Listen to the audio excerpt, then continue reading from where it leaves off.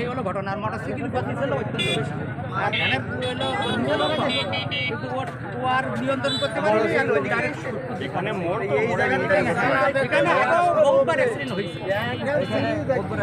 ঠিক আছে, আর সবচেয়ে মানে বড় কথা হচ্ছে মোটরসাইকেল গতি বেশি ছিল। দেখলাম যে মোটরসাইকেল রেজিস্ট্রেশন কোনো রেজিস্ট্রেশন নাই, কোনো কাগজপত্র নাই, এটা একটু ক্যামেরা দিয়ে দেখাই দেন।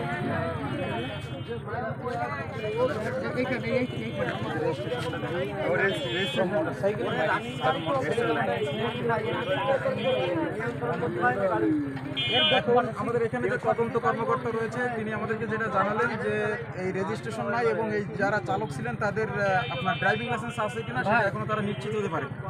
এটা তারা নিশ্চিত হয়ে তারা গণমাধ্যমকে জানাবে।